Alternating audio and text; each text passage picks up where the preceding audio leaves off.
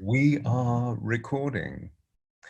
And here I sit, my name is Stewart Pearce, with the wonderful MaHulili Leilani. I sort of do this pointing to you on my computer. Oh, And here we, little kisses. bless you.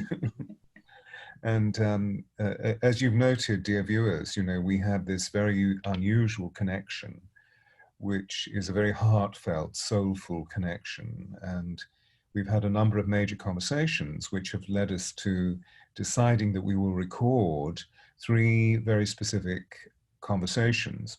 One we've recorded about mystical relationships. Today we're recording the cosmology of feeling. So let me please introduce this wonderful, wonderful lady, MaHulili Leilani. And as I said, my name is Stewart Pearce, and welcome to this interview. The cosmology of feeling is a huge statement to make. And it was wonderful when I proposed it, when we were talking about the incandescence of all the subtle virtues of what feeling is all about, apropos our mystical relationship conversation. You said immediately yes, understanding what I was talking about, which was wonderful because I knew that you understood it intuitively. But we never really moved into a conversation about, so what is it you bring? That's right. So what do you mean by that? So yes, By the cosmology of that means feeling. what? Exactly. So tell me first what you did mean by it. Where it is anyway today. Well, very much in rapture with the substance of mystical relationships. I believe that we're at this extraordinary turning point or shifting point, a tipping point in our consciousness on planet Earth, where we are beginning to really understand a way back to remembering the power, the significance, and the soulfulness of what our core relationships are all about, or indeed what the core of all successful relationships need to be about, and that they are by nature co-creative because they are by nature divine, and how, I know we discussed a description of and the dynamics of how we can maintain mystical relationships. So similarly, arising out of that, the reason why the cosmology of feeling comes to me is because I feel again that we're in this extraordinary time of determining how we can live the greatest vision of ourselves. Mm. And when I see the greatest vision of ourselves, I look up and see the moon or the sun. And I remember that extraordinary photograph that you will remember, I'm sure, as well, from the 60s, when the astronauts, for the first time in recorded history, in human recorded history, took a photograph of planet Earth from the moon. Yes. And so my mind spins through the cosmos, and I'm very easy with that quality of experience. Cosmology of feeling, I feel that the cosmos is not a clever intellectual formula or formulae.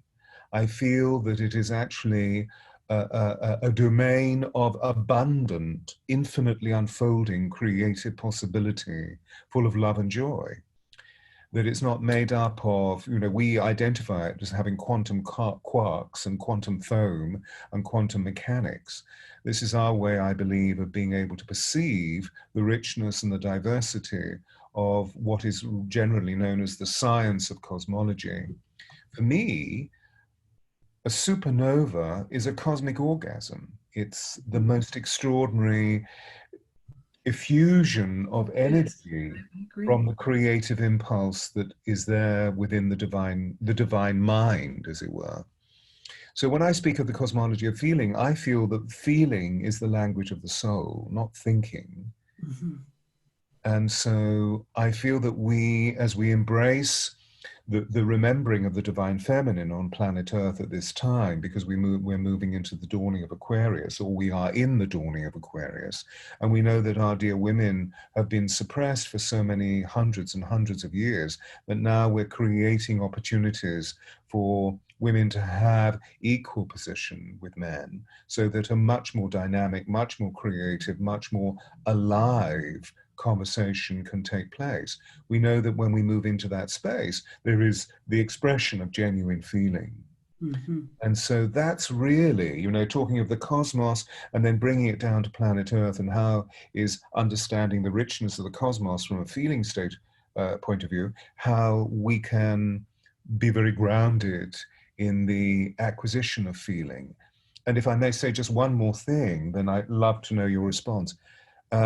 Most of my experience, particularly over the last 40 years, has been accessing feeling, largely as a result of the craft skills that I developed for actors, working with great actors, training actors, coaching actors. And of course, right at the very core of great acting is a truth of feeling statement. So it's not about what they're thinking about. They're using the compass of their mental body to really access feeling states that then become these powerful powerhouses of radiating force. And it's this that cathartically shifts the audience. And then, of course, my work has then moved into helping dear ones that aren't necessarily actors, who may be in strife, maybe in conflict, maybe in distress, maybe in dis-ease, to try and find some way of being able to remind themselves of what miracle mindedness is all about, or what cosmos mindedness is all about. And that most of them, when I introduce them to the nature of, well, feeling is the language of the soul, understand and sometimes glory in the statement, but they don't know what they're feeling. That we, in other words, that we seem to have lost a feeling literacy, that our words have become very cerebral, very mechanistic, and very dogmatic. Whereas when we go back in our history, into our history, and we realize that when words were being used in a literary way to explore the substance of human consciousness and the beauty of human consciousness, that words were much more feeling based. So that's, in short, what I'm intending by the cosmology of feeling. Yeah. And when I thought of cosmology of feeling, and then listening to your thoughts about it, I guess I would wonder,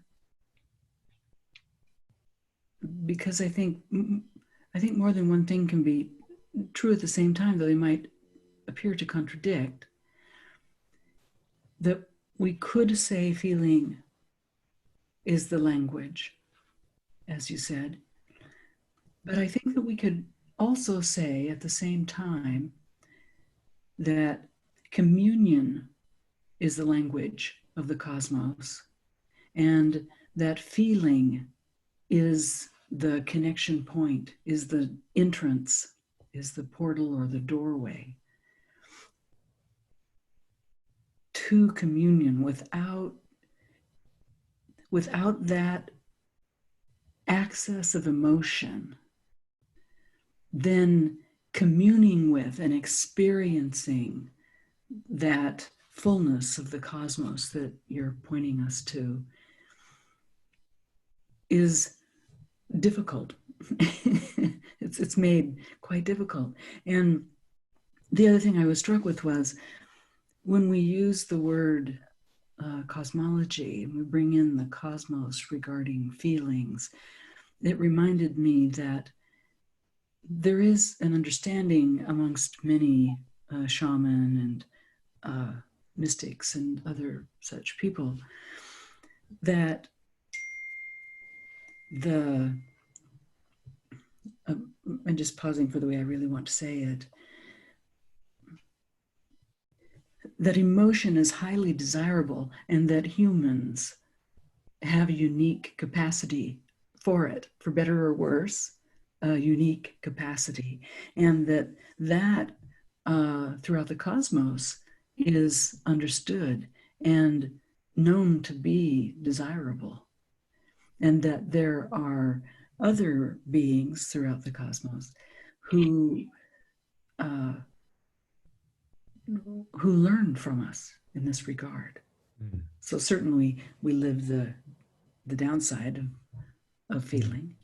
Mm. But I just think that your experience and training is such a perfect way to understand the reason for and the real use for and the real power of of feeling, of our feeling nature.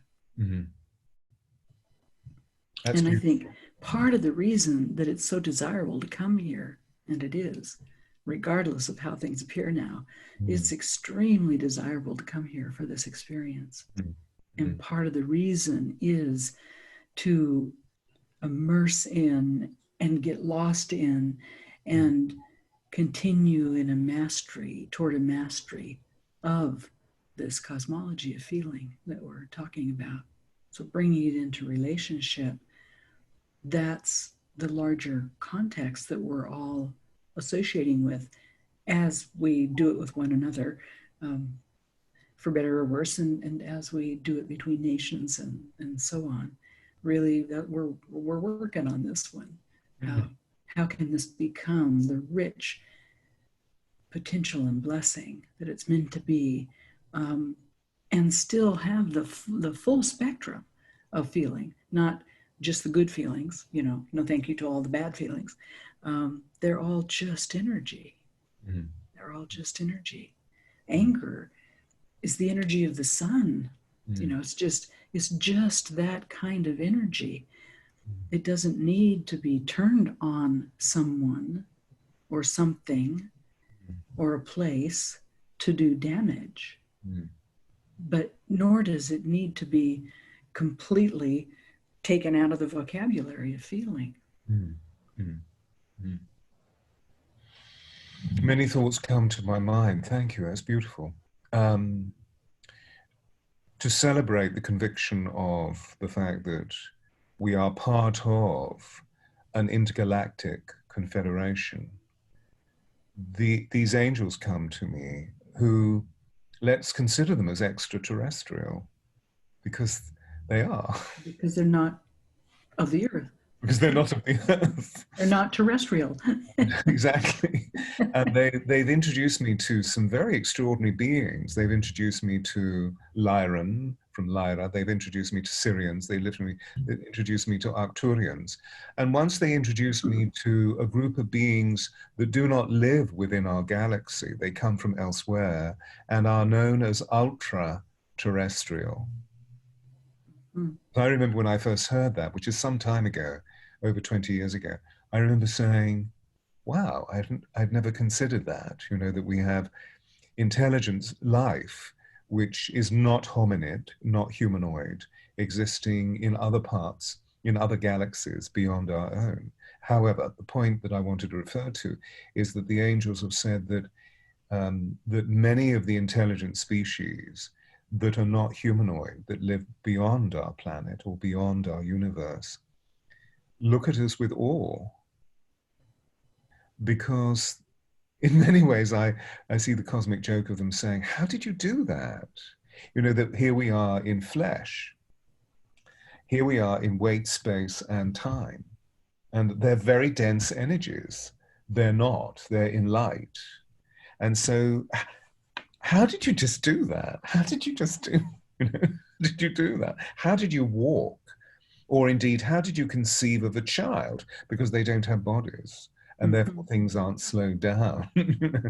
And that there is this immense appreciation, even though we may look at some of the deleterious or negative behaviors of our species, particularly in the moment, because there is a lot of grossness, there is a lot of ugliness, but there's also a tremendous amount of joy and glory and victory happening in the substance of the frank expression of love, dare I say, being brought about by the fact that you extraordinary women are stepping forward and claiming your sovereignty. And it's very remarkable. I need to do a little bit more clear. I need to organize my statistics more clearly. But there are, for example, in Central Europe, there are 5 countries that are now governed by female presidents or prime ministers. And of course, one is very sparkling because she has been a heroine in the substance of COVID. And this is the wonderful Jacinta Ardern in New Zealand, who Yeah. has brought about some extraordinary political changes. Anyway, And her whole political stance is not devoid of feeling. It's fully accessing feelings. Mhm. So we see her compassion, we see her empathy, we see her emotional intelligence, which, after all, has not necessarily been a viable commodity in the debate of the political chambers or the academic councils around the world. I mean, I can remember being sent out of board meetings in, when I lived professional roles in establishment 20, 25, 30 years ago for mentioning the word soul or emotional Mhm. intelligence. They would say, Yes. "What are you talking about? For God's sake, get out," Yes. And don't bring that here again. Yeah. And the female force of creation, the female side of the force of creation is typically shown in many belief systems as wild, Mm, completely, wild, even, as the destructive force as well, that they are the same. And so without that, creation isn't.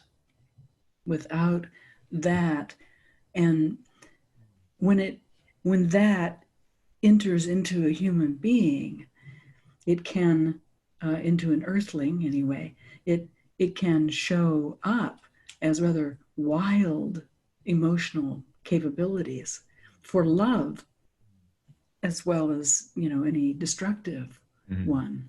mm, And we're all then students of this. And so when when we move through our life, we we may have felt and feel many of those ones we would call negative, mm, and they create rather intense imprints that, in part, are called karma.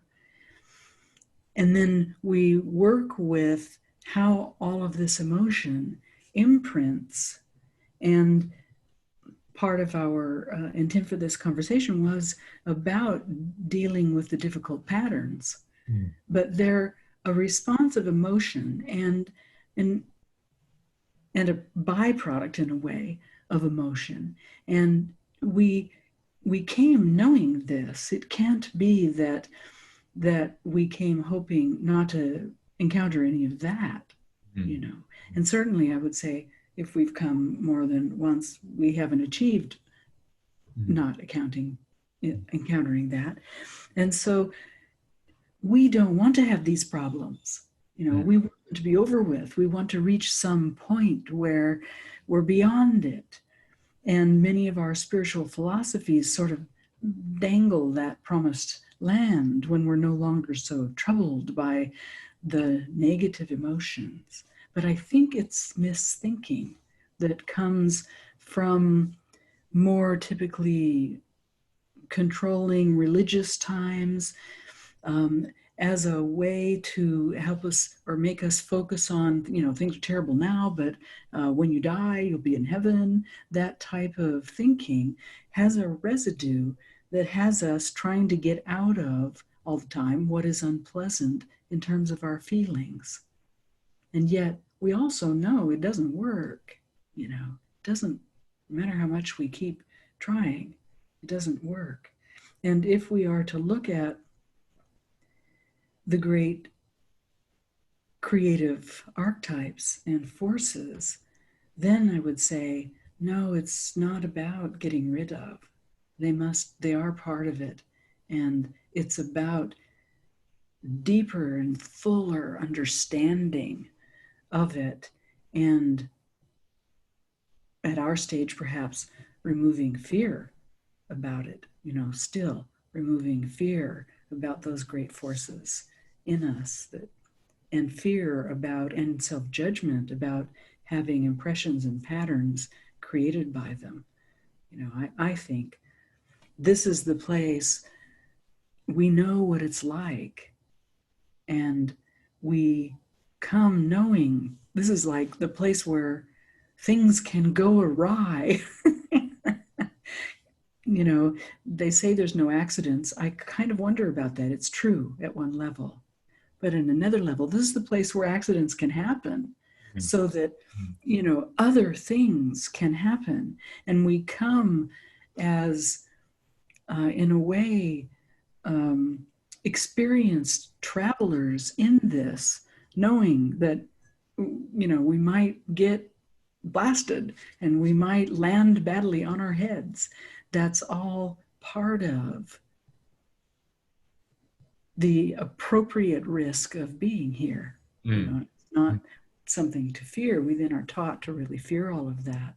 But I have a hunch that when we raise our hand to say, I'll go, we feel fully up for it. Go. I'm going to Earth this time. Oh, right. Okay. Yes. Right. Yeah. I'm now going to heaven. Yes, and you know, and I feel No, that no, I'm now coming to Earth. You know, I yeah, agree. My hands up. I'm one of those. I'll go now. I'll go down to and Earth. and therefore there's ringing throughout the cosmos is the significance, this resonance of the fact that this is a cosmic experiment. This planet is a cosmic experiment to see what the law of two suspends within the consciousness of the planet, with all sentient life. That this is the only planet of choice. We've lost our way with this, as you really beautifully have just said. We've lost our way because, after all, when we're feeling the darker emotions, whether it's to do with worry, anxiety, fear, or anger, or I'm going to commit suicide, or I'm going to kill you, the darker, severe emotions, we see them to be wrong, and therefore we push them away. And as a result of that, they are deeply interwoven through so many people's physical and emotional fiber that they percolate out at times of extreme societal change, like now, as undiluted rage. Yes. And that's what's so worrying. Whereas if we go back into the idea of the Greek dramas, for example, which was evidently a very interesting point of the development in human consciousness on our planet, that there was a catharsis involved. You know, that if, for example, we were in societal conflict, we would go to the theatre and we would either watch tragedy happening and therefore we would weep, but we would weep out our pain about what just happened, or we would laugh. You know, great farce, somebody slipping on a banana skin, rather than satire, Right. which is much more to do with wit. I was horrified at as a child. I mean, I never found Tom and Jerry funny. I would sit and weep. Me too. And this was, of course, before TVs. You know, that we were taken to the cinema to see Yes, that's these right. Yeah. cartoons, you know, Uh-huh. produced by Walt and the team. Um, and I'm sure that it was to do with the empathic understanding of the fact that violence can destroy or diminish, at least, rather than at worst, diminish somebody, even if it was Jerry that was being diminished. Um, Yes. Tom was the cat and Jerry was the mouse. Is that right? Or was it the other Tom way around? and Jerry. Oh, I can't recall anymore. Had I not stopped to think about Now it enough. that's significant. It's Yeah. not necessary, is it? Really not Right. necessary. You see, we've moved on. So duality is a key, you know. But at the same time, you know, I just wanted to once more go back into the cosmological effervescence of what feeling states are all about, and to share with you that I met a group of beings who are not from our galaxy, and they call themselves the Hathors. This is about 20 years ago that they came to me in the middle of the night, and they taught me for about 3 weeks about feeling, because they said, we want you to really educate people and help people develop a literacy about feeling, because you human beings have forgotten what mercy means, or you've forgotten what rage means, or you've forgotten because you're terrified of the volubility of the power of these states. And so they said, you know, once we were in flesh, millennia ago, we were in flesh. We were not humanoid, but we were in flesh. And what we did was to move through the varying degrees of what feeling states are all about, so that now we can say to you very easily that our lowest feeling state is something you call ecstasy. Mm-hmm. And Oh, I yeah. found that very illuminating, Yes, the that sense is very that we illuminating. are Yeah. evolving. But sure, and if we look into the great masters, and by that I mean the great saints or the great prophets, there is always the permissibility around the darker, more voluble forces of rage or anger. I mean, for example, I think it's in St. Luke. There is the story of Christ going into the temple, into the synagogue, to recognize that the synagogue is being misused by the money changers and the tax collectors. And he overturns tables. In Luke, it says he picks up a whip. It doesn't say he hit anybody, but I bet Indiana Jones style, he gave the air a great crack and said, "You will not defile my father's house." In other words, anger is permissible in self-righteous situations where right needs to be brought back into balance, that if we go into the wrong mind, we need to be brought back into the right mind where we make choices that are infinitely more loving and less selfish. And that's a very well studied example of how we think about that. So it's anger is justified in self-righteous situations. So we see all the trouble that's gotten us into because it's still something very outward directed, you know, and it's still about someone having judged that's a bad thing. And so anger is justifiable. And then we're in all the conundrums that happen as we try to weigh that and figure it out. When I'd like to invite you now, I think it would be so interesting for you to take us back to here we are in the middle of going, all right, then, you know, own all these emotions. Now tell us what you so many times have told an actor how to use it, you know, not to bash at the other actor. That's not the thing that necessarily brings the role across, I suspect. So I'd love to hear you tell us to inform us more about what we can do with emotion and how that really progresses our life by telling us what you tell them about progressing a role and reaching the audience.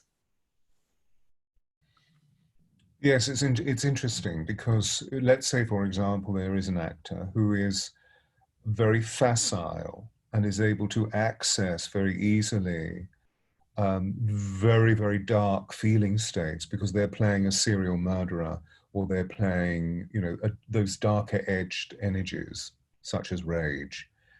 The first statement is that it's really important that the actor not judge the person they're playing, Mm-hmm. but to recognize that they're becoming an embodied vessel for these powerful energies to pour through in an archetypal fashion to bring about a greater awareness in those who are gathered before them, whether it be watching them on a screen or watching them on stage, which is going to become a mitigating force to change or to expand, is a better way of putting it, to expand the landscape of that individual's life and thereby to heal cathartically anything that they may be experiencing, which they found difficult to express.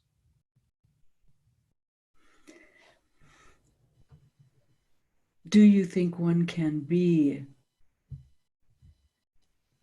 that one can really progress roles and express in a believable way if an actor is afraid of or not in touch with their feeling? It means that on a subtle level, the actor is always masked and therefore Uh-huh. lying. And that's really important to bring into this. Really significant, yeah. Yes. And so we get So used, we are masked. yeah, That's the result. yeah, yeah. So Because well. we see that lust is wrong. We see that anger is wrong. We see that judging someone is wrong. We see we're always condemning. We have no mercy for Mhm. these Yeah. energies. You're saying that it's just Yes. a word that describes as an energy rather than, no, that's wrong, it's got to be put away. You know, Mm-hmm. I'm very open with what I feel, with, and open also to the possibility that I could be wrong in my perceptions when somebody in the work asks me to make comment. And Mm-hmm. often I'm very bold about what I say about our conduct. And often people who are observing this say, but you're supposed to be a spiritual person. Why are you judging? And my statement is, what gives you the impression that I'm judging this? I'm merely observing this. This is what I refer to as being discernmental, not Mm-hmm. judgmental. In other words, I'm not attached to the feeling state that's being spoken about.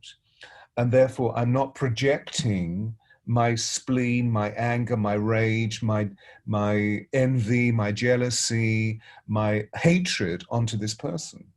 I'm Mm-hmm. just simply saying, was that the most appropriate behavior? Mm-hmm. When they've been palpably inappropriate. Is Yeah. falsehood appropriate? So I'm not talking about if this is good or bad, right or wrong. I talk about, is this accurate? Is this inaccurate? Is this appropriate? Is this inappropriate? And therefore it removes the judgment. Because if we say, but that's wrong, we've automatically judged it. And that type of thing creates a depression or an impacting. So that's how things get packed in, like, tamping the dirt down and down and down and down and down until it's a solid brick. That's how things get deeply in and become then difficult to sort out, to say the least. But I mean, difficult to distinguish the parts and pieces of, because it's now one tamped together type of thing. And that's where, in my own life anyway, I've seen it becomes something that I feel emotionally illiterate about, that I don't seem to know what I'm feeling. And that to me is generally a signal that there's a lot of conflict in there, many things, and as well as probably conflict about wanting to see it at all, of course. And those things in my life, some of them have been master teachers that, have been with me a long time and come and repeat in different ways. That is, in essence, one definition of karma, unresolved intensity. And when it's intensity with many complex layers that are now absolutely mashed into one, can be very hard to reach. And so that creates a whole language and pathway of releasing, cleansing, all of these sort of trying to get rid of things, because we do see how they limit us. And so we write the things we discover on paper and burn them in smoke, and we are prayerful, and we go to workshops, and we do many things about it. And yet, in some cases, the impressions made by these create such an intensity that is difficult to reach. And in this time, not just our time together, but in these times, I especially want us to spend a little time thinking together and talking about these impressions, because I can see, in my own life included, but I can see around me and with clients and so on, that people sincerely are trying so hard to understand how to deal with and move beyond these kinds of things. And That's not my experience, to be honest. oh, I see it all the time. That people are going, why is this still with me? I thought I've cleared it before. Ah, no, That absolutely, type of pattern. absolutely, absolutely. Yeah. But at the same time, I have resolution about that, which is Mm-hmm. that you see, I feel that just to go back a couple of beats or a few more than that, I feel that part of what you're talking about is the volume, is the capacity of feeling. and that our bodies are quite small because we've been encouraged to live them in small ways. So we become quite inhibited about what we're feeling, even to the point where we don't allow the most intimate person in our lives to experience the height and the depth and the breadth of our passion, of how we can really let go into the wildness of truth, the wildness of lovemaking, the wildness of play, or the wildness of our rage. The number of times that an actor will say to me, I couldn't possibly go there because the point of access is huge anger. I couldn't possibly go there because if I did, I'd break the whole room up. And I would say, okay, well, why don't you go there? Because these are pieces of wood called furniture. They're all dispensable. Nothing is indispensable here. You know, another chair can be bought, or this could be repaired if you break it. So just go there, go there, go there. Just unleash. And I've never seen anybody do it. But what they do, and often I would create pressure exercises where, for example, you know, if an actor was finding it really difficult to move through the thoughts of a speech, because the thoughts are the crucial vehicle that we look into to explore the arc of the thought, but you have to live the density of each thought and give it its rightful place and give it its capacity. That I would often scatter chairs around a studio and say, okay, go to a chair and speak the thought, go to another chair and speak the next thought. So they would actually begin to see the ladder of the speech developing in front of them. And sometimes I would say, and if you feel moved to it, kick the effing chair. You know, allow yourself to explore. And sometimes there would be something very voluble, and it was always so exciting and glorious, because here is a human being who is being utterly real in their passion, even if there are tears flowing down their cheeks and thick, gooey liquid pouring out of their noses. There's something so raw and wild and special about the limits that they're prepared to go to really show, not to demonstrate, but to illustrate or just be what human emotion is about. And as well as always all the refined stuff. Yes, yes. And to have it's such a relief. All of us can reflect on when we've been with a person, whether it's a counselor or a partner or a friend, who can allow it to be so messy, and who can serve as the witness with and giving permission or allowing the permission we're taking. So I think that permission to do that is something that should be navigated first with oneself, of course. Permission to get messy. Permission to go past that barrier of I might ruin something, I might ruin the room, you know, I might in fact burn everything down. This, what I feel is so big. I might burn everything down. I might blast everything to smithereens. What I feel is so big. So permission to do that more with one another. I had a wonderful friend who passed recently who had such permission for that. And she was very wise about it in her own life. And it wasn't necessarily easy for people to be part of in a relationship, even just a friendship exchange, when that would start happening. Until with me, for instance, I realized there's 100% permission to meet her. And to learn then, for instance, what I didn't learn, and so many people didn't learn in their own childhoods, but in my childhood, it was be very careful, because Humpty Dumpty can never be put together again. Not all the king's horses and all the king's men can put that poor fellow together again. So don't break the egg. And the few times in my own family when that was unavoidably trespassed, Humpty Dumpty was broken, and it was 30 years before it could be put back to, before people knew how to bring that back together. So certainly I learned, don't break the egg, you know, permission, but only to a point, and permission, but only with diplomacy, and that type of thing. So, of course, in my life, when I wanted to start following my passion, to be more honest and to own more of myself, there was the first barrier, was this deep belief that things will break and we don't know how to repair them. Yes.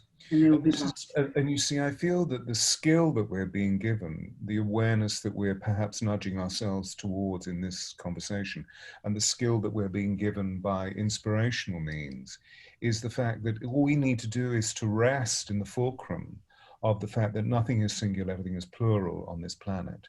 So where there is... Would you say that again, that nothing... That nothing is singular, everything is plural, binary force.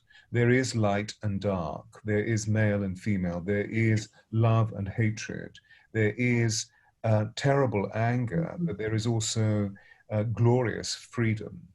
There is guilt, there is innocence. You know, that guilt is contaminated innocence, that wherever there is shame, there is always unbridled extroversion, you know, etc., etc. That if we can see this, and I feel that something very remarkable is happening as the cap has been taken off the shadow, the cap that has been taken off the way that we pushed feeling states down. We pushed lust down, and they can only be explored in private. And so we see the prelates be wonderfully honest or revelatory or authoritative in public, and then backstage we're learning actually what they were doing is allowing themselves to bugger the boys, or you know, the pedophiles were interfering with the girl, whatever. Everything is unbridled at the moment, and it seems that in this unbridling we're seeing the true force of what it is to be human. William Blake said something very interesting in the 18th century, you know, the grandfather of Romanticism, where they began to see that the Industrial Revolution was literally changing the landscape of their lives. I mean, in a very literal way, because suddenly a steam engine would be pouring across the landscape, whereas before it would have been a horse and cart. And he said, joy and woe are woven fine, a clothing for the soul divine. When this ye rightly know, safely through the world ye go. So it's a very beautiful, beautiful way of placing all of this, except it also does suggest the yo-yo of, as we see with babies, joy, woe, joy, woe, joy, woe, joy. And I believe that we're being offered an opportunity of suspending that. So that we don't, you know, we've explored the darkness. If we're Renaissance individuals and we're completely honest with our own healing, it means that we've seen where the darkness lies. We've seen where our rage, where our lust, where our hatred, where our envy, where our jealousy, all of those dark, dark emotions, our lives have been through, you know, the gymnasium of being able to sort those feeling states out from a volubility point, from a capacity point of view. And it seems to me that that's really what life is about. It's about identifying what am I really feeling and seeing, oh, that's what it's called, and that's how big it is. It's huge, like Juliet said. My love is as boundless as the sea, because she was experiencing that for the first time in relation to Romeo, you know. Well, of course, and she was 14, but I know what that feels like. And actually now I'm bleep, bleep, bleep, much older than 14. I still feel it's that big, you know. And if I don't fall in love at least once a day or once a week with something, somebody, some beautiful animal, then I think something's wrong with me. As I get carried away with feeling. And that great capacity to love, to feel love, in the physicality in the actual physical makeup of life, might, and not just to feel love, but to feel within the minerals and clay, within the density of form, I sense is more profound than we're capable of understanding, more desirable than we can at this time really know what happens. We know that you can go to places where there've been war after war after war upon this particular area of land, and you can feel the warring. So we know that something gets imprinted in physical matter of emotion. And of course, we fear that. But it's what is unconscious that causes the trouble, not what is conscious. And to say, therefore, none of that should have happened, well, on one level, yes, of course, we do want to evolve beyond that happening. But not that it shouldn't have happened. The benefit still of coming across that must be there. There must be good and benefit in that, including, you said a moment ago, knowing what it is to be human. It's all about deeper understanding of what it is to be human, what it really is to be human. That And we are then, divine if and can, animal. yes, and if we can really learn, we won't ruin everything, and we will and can and are figuring out how to put it back together again. Learning, becoming good at that. That, I think, is one of the thresholds that we're standing on.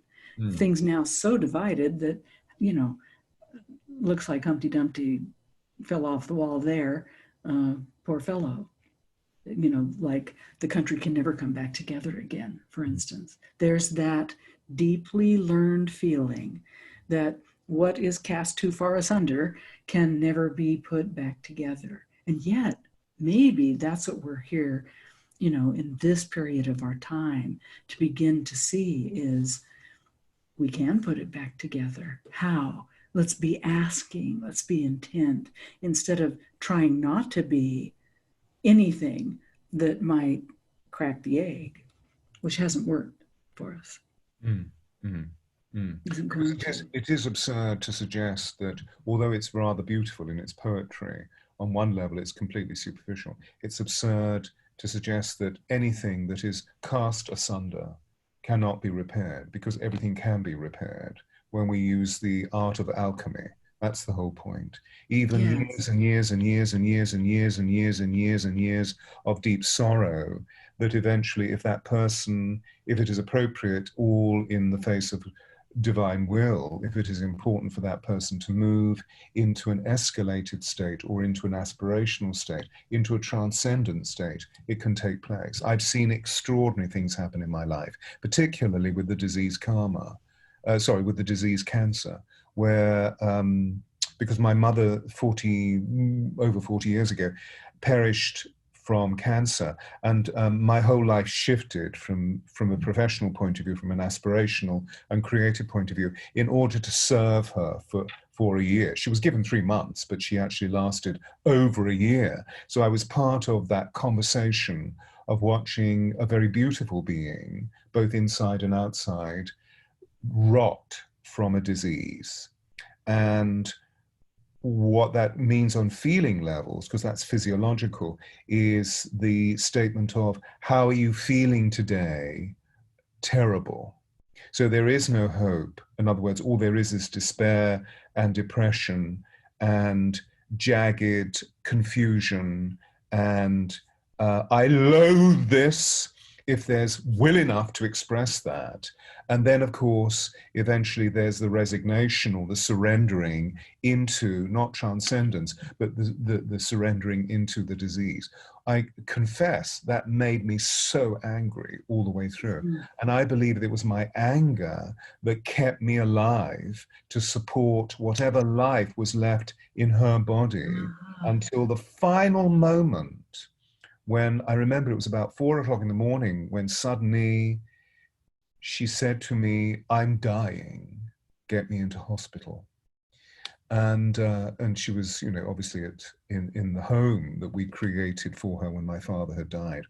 And so as she had done to me when I was an infant, I picked her body up into my arms, and her head was here.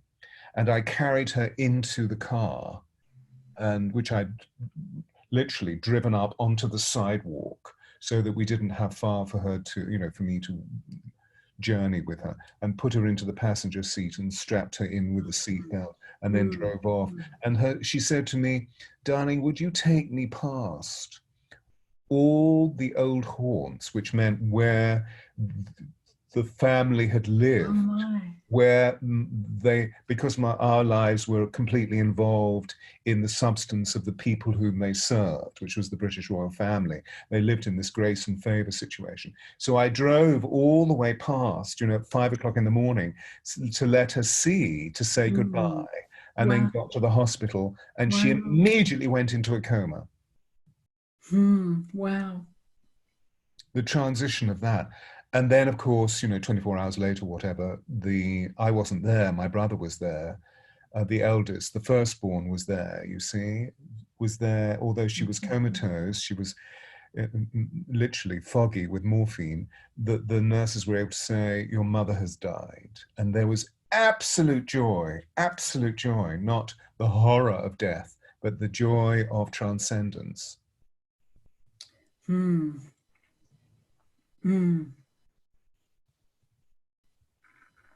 So that thing of how ugly death can be, and I mean the dying of a relationship, the dying of a life, the dying of a forest, the dying of an old regime, because we have memory of it being glorious and wonderful as well as being shitty and dark. But the glory of that actually we can remember these things in a very sweet way while we turn to the future and move into pure transcendence. In other words, after death comes resurrection, so that we, after you remember, I remember as a child, the weeping was so raw, and just volumes of it passing through this little body that I had. And yet then suddenly it would stop. And there would be this peace after the storm. Yes. And fortunately for me, there was always, no matter what created the tears, even if it was self-willed, there was always love. My mother was always there to hold and to say, all conditions are temporary. Or it will pass. She was always there with that comfort, I suppose is the right word to determine the feeling. I was very fortunate. Many of the people that I work with did not have that experience. And I would, just to finalize that, I would like to say that in terms of the cosmology of that feeling, but what was interesting after a week after her death, that I was now throwing myself into mourning and grieving and grieving and weeping, because it was my job to sort out all the goods and the chattels. Remember that phrase? All of the personal possessions. And so, of course, there I was dealing with the life of the person. And there was a pinnacle point, because I found this box. Well, of course, I didn't find the box. I knew the box, because I don't know if you had this. We all had boxes, and our treasures went into the boxes. But of course, my brother's box and my box were open. They weren't locked. But Mama's box was locked. And it was very beautiful with this lovely little key. And of course, I now had right of passage to open it. So I knew, of course, I knew where the key was. I didn't need to search for the key because all babes know where the key is. Like trying to find Right. presents, on Christmas Eve. Where did Santa Claus put the Oh, I know where they were. We become very artful. We Yes, intuitively know. right. So I opened this box, and inside this blue velvet lined box were these tiny pieces of paper. They were little scrolls. And I thought, what on earth is this? Tied in blue and pink ribbon. And I started reading them. And they were the love letters that young Kay and young Joe had written. Joe, obviously Joseph, had written to one another. This just happened to be my mother and father. But no, this was beyond this. I was seeing the young Kay and the young Joe Yes. falling in love, and these were the love letters. And so I read every single one of them and wept and wept and wept at the beauty of the love they Mm, had and what had created me eventually. yes. And then I thought, no other human being must see these. And so I took them outside and I created a fire puja and I burned them. I Ah, felt that they needed to go into infinity. And then I came back, and once again, the waves of grief moved through me. And in the middle of this, I was in her bedroom, the whole of the room became brilliant white light. And she was there saying, no more tears, just pure joy. You did what you needed to do. The ritual is over. And now get on with your life. And I will always be with you. So that's what I mean by a physical realization, an emotional realization, a feeling-based realization of the cosmology of what my relationship with my mother was all about. hmm. That it could Yes. move from death into resurrection. Yes, yes. And that as an arc in any of our, more intensified, especially relatings, is a really beautiful one to contemplate. And in what you said, I was struck by a couple of things. You mentioned that great eruption of feeling that occurred for you as a child, a sort of tsunami. And I realized then, oh, of course, children understand this about emotion. They move into it like crazy, to the concern of all the adults around them, and interfering with daily life and so on, and then it's over. And they're not worrying about Humpty Dumpty or any kind of thing.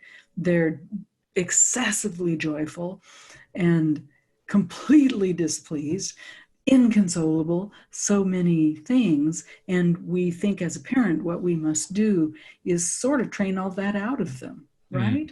mm, mm. And Yes. in fact, now as adults, I would say we're trying to relearn that a bit, Mm, mm, and trying to let go of the fear we were taught of it, mm, because the screaming 2-year-old is indeed quite a problem at a restaurant, mm, you mm. know, Absolutely. but Mm, it's now much more of a problem the other way around, I think. mm, So mm. we're trying to become more like childlike in this. Yes, I mean, I watched it yesterday in the supermarket. The 2 to 3 year old, of course, the terrible twos. I call it supermarket shouts. When you suddenly hear a child bawling and you look, and there's a little babe, 2 to 3 year old, but they're inconsolable, and mummy and daddy are so embarrassed. Or the child is being willful and really angry. And there's daddy getting angry with the child and saying, put that away. Who do you think you are? Which is what we were told. Who do you think you are? So, and I would stand there and just laugh, because here is the father getting angry about the boy being angry or the daughter being angry. And so telling them to put it away. Come on, have a little bit of levity. Just allow the volubility to live, and then it will be expended, because often it's not about what the parents thinks it's about. It's Yes, just the it usually release of isn't at all. energy, just Yeah. the release of energy. Supermarket shouts. Yes. I always think it's the child saying, can we just stop all this doing? I just want to be. But of course, that rationalization is not there. That calculation is not there. So what we do is and it's really interesting watching how young parents learn to deal with that, you know. Yes. The, not that I wish to grade what's good and what's bad, because that's not what I'm about to say, but it's always interesting how the mothers that are the true empaths just pick the child up and hold the child Mm-hmm. and soothe the child, and the child then Settles eventually. melds into something else. You know, Yeah. it's like my godson, who was 6, and Clarence died, the Siamese died. And so I was met by this little boy weeping immeasurably. And so I said, okay, darling, so what would you, he said, can you pick me up? So I said, of course, I picked him up. And there he is, weeping into my, and this little voice is saying, Clarence died, Clarence died. And I said, okay, well, that's one perception, silence. Is there another one? Yes, the other perception is that Clarence has gone to heaven. Because after all, Clarence was such a good friend and was always loving and always playful and always taught us. Do you really think so? And suddenly the whole thing changed. Okay, you can put me down now. Transition. As Yeah. opposed to, you know, Like, oh, it's so voluble. Well, I mean, you know, we slap them or whatever. right. Yes. Yes. So it's interesting because we're reaching the end of our time together in this 60-minute conversation. But there's the vastness. Was there anything final that you wanted to commit yourself to? There is one more thing that came to me because of that beautiful gift you gave us in sharing the story of your mother's passing. Hmm. When my son died, he was just 9 months old, and this was many years ago now. My, at the time, husband and I experienced that quite differently. And we could say that he did in a more typical way, this, denial and the stages like that. But when I had discovered him walking into the room, immediately something in me knew, don't go to the crib, something's amiss.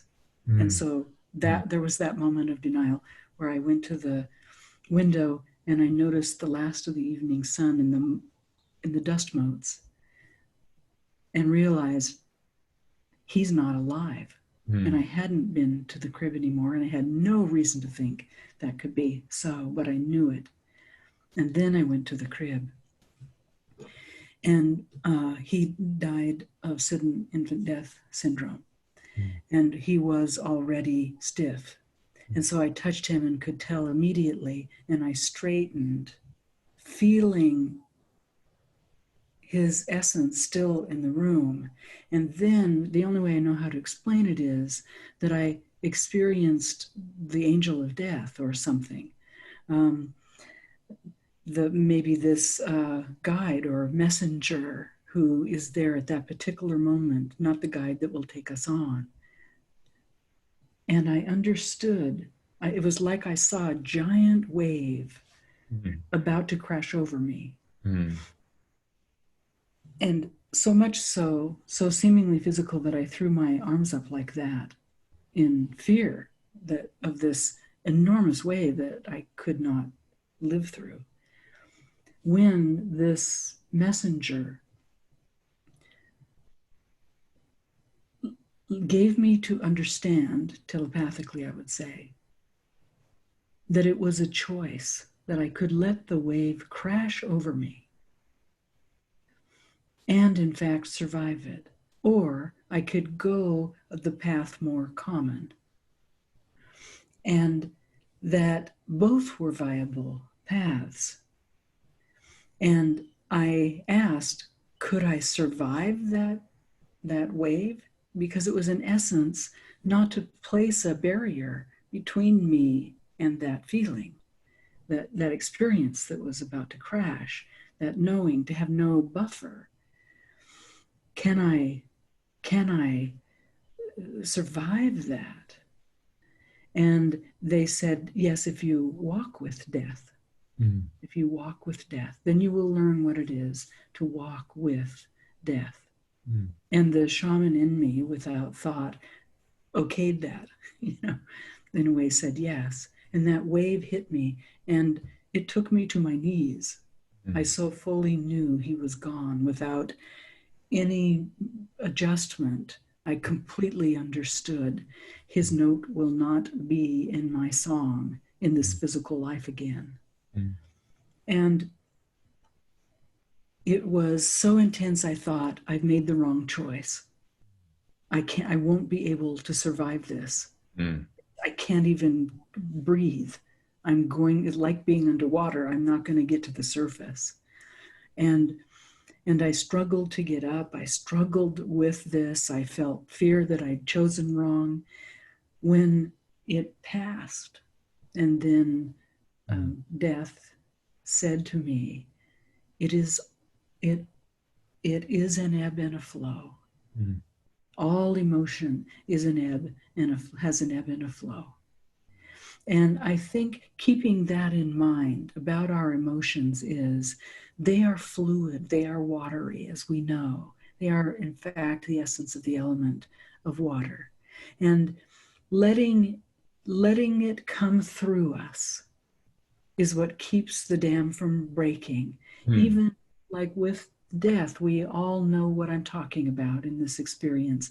It came again and was difficult, and then it went out, and it had a difficult kind of beauty, but I walked it and I experienced it, and my husband went another route with it, and they were two very, each of them a valid way. But what I learned in it was all intensity passes because it's wave-like.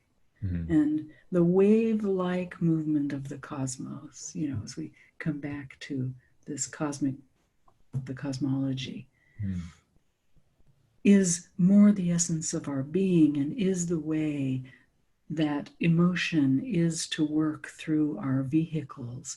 And it's only, as we already know, in damming it, that keeps it locked inside and makes these impressions that are difficult.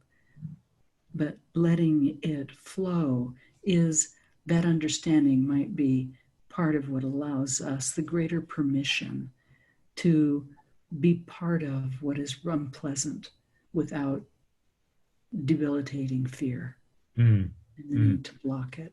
And